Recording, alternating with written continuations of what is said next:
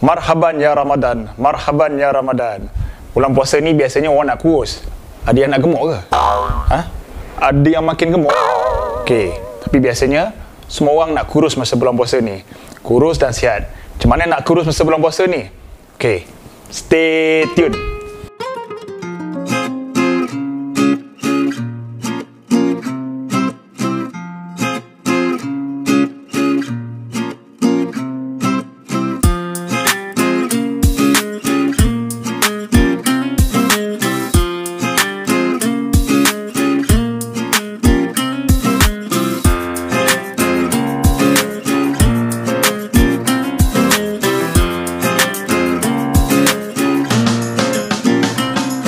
Assalamualaikum semua, kembali ke YouTube channel saya di bulan yang penuh barakah, bulan Ramadan Karim. Jadi terima kasih. Hari ini Ramadan yang ketiga, nak masuknya keempat besok. Alhamdulillah kita menjalani ibadah puasa. Kita diberi sekali lagi peluang untuk menemui bulan yang dinanti-nanti, bulan Ramadan. Alhamdulillah, syukur Alhamdulillah. Jadi hari ini sebelum kita nak cerita macam mana anda nak kurus di bulan Ramadan, boleh ke kita kurus dan nak pastikan kita tak gemuk di bulan Ramadan ini. Jadi kepada sesiapa yang baru saja ke YouTube channel saya dan siapa-siapa yang dah lama menonton YouTube channel saya yang belum subscribe tu, apa lagi? Subscribe lah. Kerana Alhamdulillah subscriber dah 9,000 orang dan tak lama lagi insyaAllah 10,000 orang kita akan bagi lagi free giveaway. Yes, syukur Alhamdulillah. Dan yang paling penting, apa yang saya capai hari ini adalah disebabkan anda semua. Yang penting adalah seberapa banyak manfaat yang dapat saya sebarkan, yang anda sendiri tolong sebarkan, kebaikan-kebaikan, info-info yang berguna yang mungkin membantu bukan saja diri anda tetapi rakan-rakan, keluarga tercinta anda dan ramai lagi. Itulah dia pengertian dan kenikmatan yang sama-sama kita dapat sebarkan. Terima kasih semua. Video hari ini sangat-sangat istimewa buat anda semua kerana kita nak cerita tentang gaya hidup sihat tapi lebih menjurus bagaimana kita nak kurus. Secara logiknya kalau bulan puasa ni apabila kita puasa, kita sepatutnya kurus. Tapi ada juga orang yang makin gemuk. Tapi rugilah kan kalau bulan puasa, bulan-bulan begini anda naik berat badan. Jadi kita akan kupas perkara ini dengan lebih lanjut. Kita sama-sama menghayati apakah masuk Ramadan dan berpuasa itu. Berpuasa itu adalah lebih menahan diri daripada lapar, dahaga. Menahan diri bukan saja lapar, dahaga tetapi banyak. Menghindari perkara-perkara yang tidak baik, perkara-perkara maksiat. Tapi bulan ini kita menahan diri kerana kita di luar kebiasaan kita dan kita melakukan ibadat iaitu berpuasa. Jadi berpuasa ni banyak sangat benefit dia. Jadi saya suka analogi sebab saya background engineering. Jadi saya gunakan analogi puasa ni macam plan shutdown lah, plan downtime ataupun plan shutdown.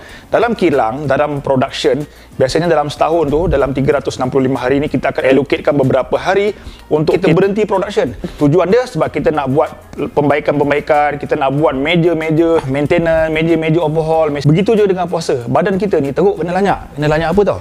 Asyik makan aja kan. Hari-hari asyik makan, perut kita kesian.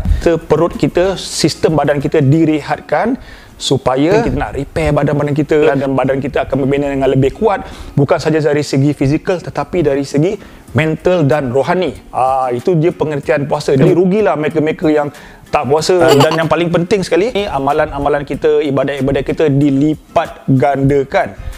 Jadi bukan saja amalan dilipat gandakan, aktiviti senaman kita juga akan dilipat gandakan benefit dan faedahnya kepada tubuh badan kita. Sebab itu, apabila kita berpuasa, secara teori dan logiknya, yang akan saya ulas sebentar lagi, berat badan akan turun, maknanya kita boleh kurus. Kalau anda target contohnya, seperti saya katakan sebelum ini, mungkin seminggu kita nak turunkan 1 kilo, mungkin puasa ini kita boleh lebih dan kita akan mendapat result yang lebih baik dan yang lebih berkesan. Itulah ada hikmah puasanya. Jadi pada siapa yang bulan puasa ni makin gemuk, anda sesungguhnya di dalam kerugian.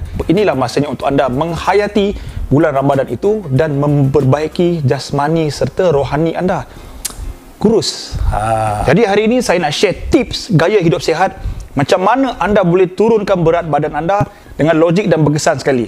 Okey, jadi apabila sebut saja tentang nak kurus ni, mungkin video-video saya yang kalau anda dah tonton sebelum ni, saya nak turun berat badan, anda kena ada kalori defisit. Jadi macam mana nak kalori defisit tu nak kira? Pertamanya saya dah share dulu video yang lama, anda boleh tonton, link ada kat bawah ni. Anda kena faham BMR. Tadi tenaga yang anda perlukan satu hari tanpa membuat apa-apa saja. Berapa kalori yang anda perlukan. Kemudian untuk mengira kalori defisit tu, anda kena fahamlah the daily calorie requirement, iaitu DCR. Cara nak mengira dia pun saya dah share kat video ni. Anda boleh tengok je link kat bawah ni. Jadi hari ini saya nak share dengan lebih detail macam mana kalori defisit itu nampak lebih berkesan kita lakukan pada bulan puasa ini dan memberi penurunan berat badan dengan lebih berkesan sekali.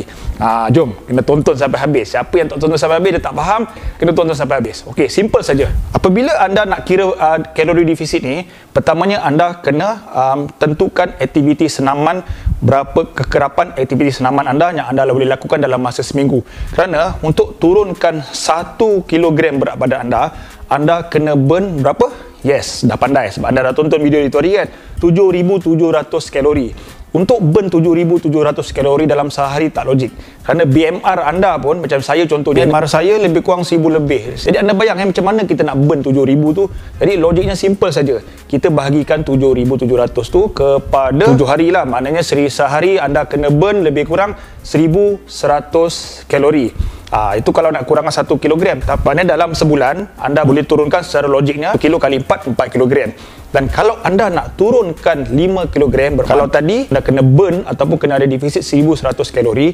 Kalau anda nak turun 5 kilogram, dia tinggi sikit lah, kepada 1,375 kalori. Teori dia senang je. Saya dah tunjukkan pengiraan dia. Apabila kita nak kira kalori defisit ni, kita kena tentukan berapa aktiviti senaman yang kita boleh lakukan dalam masa seminggu. Jadi bila sebut bulan puasa ni, bagus ke kita bersenam bulan puasa ni? Boleh ke kita bersenam bulan puasa ni? Berapa kerap kita boleh bersenam pada bulan puasa ini? Jadi jawapan saya mudah saja. Banyak benefit untuk anda bersenam bulan puasa ini. Dan bila nak bersenam tu, ada beberapa option lah. Pagi selepas sahur, ataupun malam selepas tarawih, ataupun pagi sebelum sahur. Dan pilihan favourite saya adalah sebelum berbuka puasa. Kenapa? Sebab sebelum berbuka puasa, anda dalam keadaan starving. Apabila anda dalam keadaan lapar, lagi banyak benefit yang anda akan perolehi. Kenapa? Sebab apabila anda berpuasa, anda akan trigger growth hormone, anda meningkatkan lagi growth hormone itu. Jadi apabila growth hormone itu meningkat, dia akan menjadi seperti insulin resistant, dia menahan kenaikan insulin. Jadi apabila keadaan itu berlaku, kadar pembakaran kalori dan lemak anda, kalori dan lemak itu meningkat 20 hingga 30%. Ini bukan saya cakap, ini sains yang cakap. Saya dah pernah cakap kat video yang sebelum ni. Sebab itu, apabila dalam keadaan lapar, berbanding ketika anda kenyang, anda baru carbo loading, sebab badan anda tengah nak burn makanan yang baru anda makan tu. Tetapi apabila anda perut dah kosong, dia dah tak perlu burn lagi. Jadi efeknya lebih tinggi dan lebih efektif. Sebab tu saya lebih gemar bersenam, lebih kurang saya start pukul 6 petang, dalam 30 minit cukup. Yang paling penting anda buat easy. Jangan nak pula gila-gila nak bantai lagi laju lah, buat speed training lah, buat interval lah. Kita buat easy saja. Anda dah lapar, kalau anda buat high intensity, perkara lain pula akan berlaku. Anda akan injured, muscle depleted, anda akan cramp, dan lebih bahaya lagi takut kita hitam sebab anda dah kehausan, body dah dehydrated semuanya. Jadi itulah sebabnya saya memilih bersenam ngam-ngam sebelum berbuka puasa. Bagi contoh diri saya, memang ada naik sikit berat badan saya. Sehari sebelum bulan puasa 76 kg. Tadi hari yang kedua saya berlari dah 74 kg. Nampak tak? Jom mari saya share macam mana kita nak kira kalori defisit. Sebab itu walaupun anda berpuasa, anda kena juga bersenam. Puasa ni bukan untuk alasan kita bantai tidur, memalaskan diri, pengsankan diri. Anda kena bersenam. Jadi macam saya memilih 3 ke 5 kali lah. Biasanya 3 pun cukup. Macam mana nak buat 3 tu? Simple je. Weekday anda buat 2. Pilihlah hari Selasa, selang sehari rehat, hari Khamis, kemudian weekend 1. Cukup. 3 kali. Kalau lebih tu bonus lah. Tapi sebenarnya bulan puasa ni saya selalunya slow down. Maksud dia sebab kita berbalik pada plan shutdown tadi, larian saya, mileage saya turunkan dalam 30 ke 40%. Tak ada apa nak kejar bulan puasa ni. Buat apa nak training gila babi kan, berlari makin arak. Apa yang anda nak buktikan? Sebab bulan puasa ni belum tentu anda dapat bulan puasa yang Ramadan yang akan datang. Jadi saya nak conserve energi saya. Malam tu kita nak beribadah, meningkatkan amalan, mengaji, tarawih, dan masa untuk bersama family lagi. Apabila saya memilih perbezaan kalau saya tak bersenam langsung, kita panggil sedentary, dengan saya memilih moderate punya aktiviti, iaitu 3 ke 5 kali. Anda tengok table ni. Saya tak nak bersenam langsung, so kalori yang dibenarkan saya kalau saya tak nak naik berat badan lebih kurang 2,009 kalori. Kemudian kalau saya nak kurangkan 1 kilogram, mana 1,009 kalori sehari je. Tapi kalau saya nak naik 1 kilogram, intake tu saya kena naikkan lebih lagi, lebih kurang 3,009 kalori. Berbanding kalau saya nak bersenam 3 atau 5 kali, kalori intake yang saya boleh terima badan saya tinggi lah. Maknanya 2,595 kalori. Ini bermakna kita boleh makan lebih sikit supaya bulan puasa tu kita nak menikmati masakan ibu lah, masakan yang kita dah tunggu lama. So kita nak dalam keadaan enjoy, maknanya moderate, bukan kita nak macam nak diet yang begitu strict. Kalau saya nak kurang 1 kilogram, macam saya katakan tadi, kena defisit berapa? 1,100 kilogram kan? Okey, jadi kuranglah, lebih kurang 1,595. Jadi maknanya kalau anda tak nak bersenam, anda suffer sikit lah, anda kena diet lah. Makanan anda memang sedih sikit lah. Banding saya boleh enjoy lagi, lebih kurang 1,595 kalori. Point dia kat sini, table ini adalah dalam anda punya journey nak kurus tu, anda ada senaman, jadi anda boleh enjoy sikit, makan lebih sikit. Berbanding anda tak bersenam langsung, anda kena kontrol lah makan. Lagi sedih sikit lah kan. Jadi bulan puasa ni kita nak juga rasa laksa Johor, eri, murtabak kampung Melayu. Murtabak kampung Melayu tak boleh rentas negeri. Jadi kita kira kalori defisit ataupun kalori intake anda macam video juga yang dulu, tetapi dalam mode puasa. Okey, kita tengok betul-betul. Okey, tengok table ni simple saja. Saya tunjukkan before hari normal dengan ketika Ramadan. Okey, ketika Ramadan, breakfast dengan roti telur bawang, lah teh tarik. Ini jenis enjoy punya lebih kurang 500 kalori. Tetapi kita gantikan breakfast dengan sahur. Kalau anda lihat, kita still makan nasi, lauk ayam goreng, sayur. Kalori yang intake kita ketika sahur adalah 520. Kalau kita tengok dia plus 18 kalori, belum defisit kan. Okey, sabar. Dia ada part yang best dia. Kita increase 18 saja, tak banyak. Okey, kemudian biasanya kita ada snacking 396 kalori. Tapi bulan puasa tak ada snacking. Ada yang snacking ke bulan puasa?